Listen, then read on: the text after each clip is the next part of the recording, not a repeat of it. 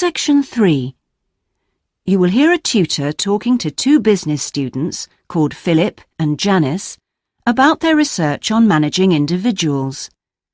First, you have some time to look at questions 21 to 23.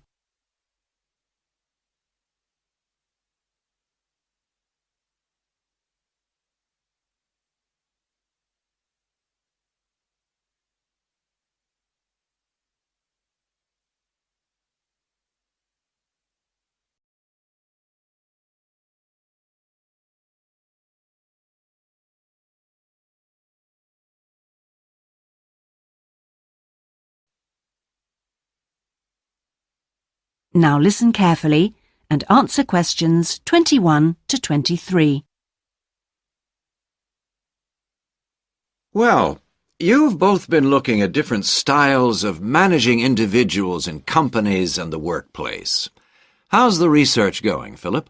Well, I've been looking at why individual differences are such an important area of management studies.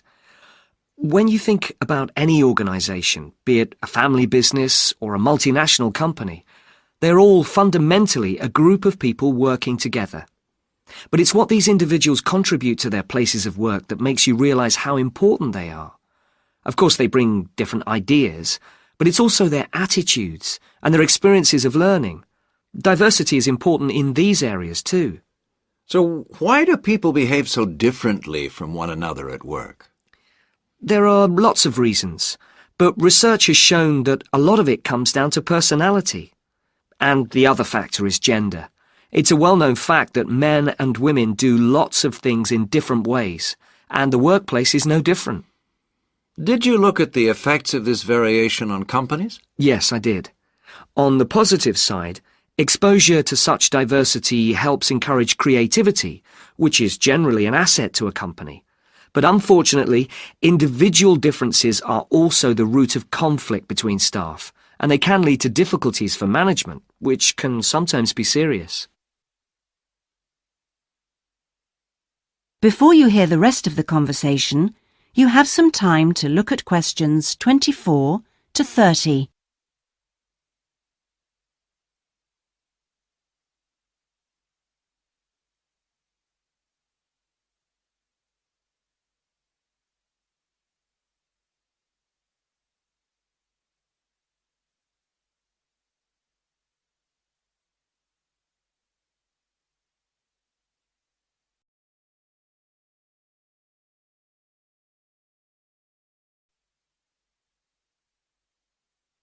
Now listen and answer questions 24 to 30. Thanks, Philip. So now I guess the two main things to remember here are to identify individual talent and then to utilize it. So, Janice, you were looking at identifying different talents in workers. Do you think this is easy for managers to do? Well, currently, teamwork is in fashion in the workplace. And in my opinion, the importance of the individual is generally neglected. What managers should be targeting is those employees who can take the lead in a situation and are not afraid to accept the idea of responsibility. That's true, Janice, but unfortunately many managers think the entire notion of encouraging individuality amongst their staff is far too hard. Yes, that may be true. But I think one of the most important tasks of managers is to consider the needs of the individual on one hand, and group cooperation and conformity on the other. It requires creative thinking on the part of management to avoid tension. So, Janice, what kind of people do you think companies should be looking for? Well, it has to start from the very beginning, when companies are looking for new employees. When the personnel department is choosing between applicants, they need to look for someone who's broken the mould and can think for themselves. Instead, people making these decisions often use a range of psychological tests to see if a person is a problem solver or will do as they're told. I'm not convinced these qualities are actually the most important. So do you think being a good team player is overrated? No, it's not overrated. You do need to learn the rules and learn them fast.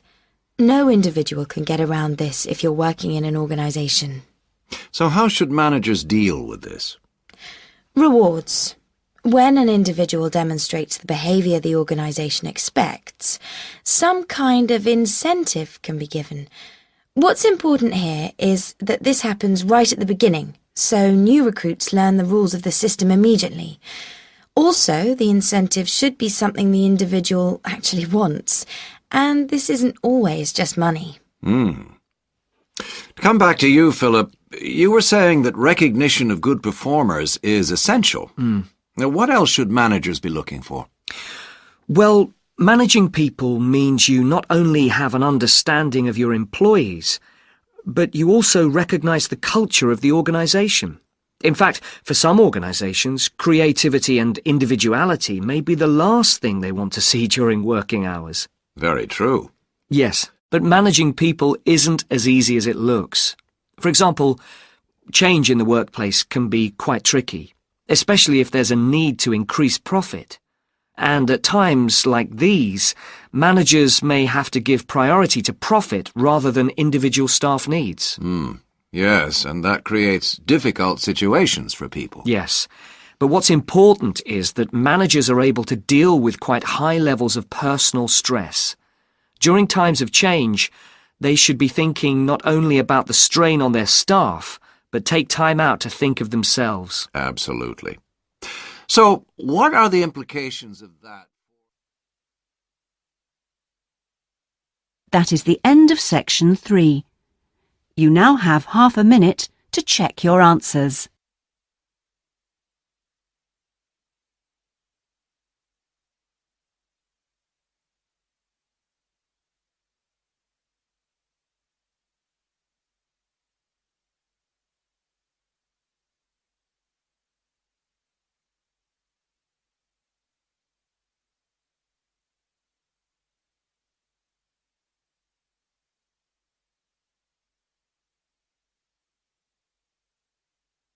Now turn to section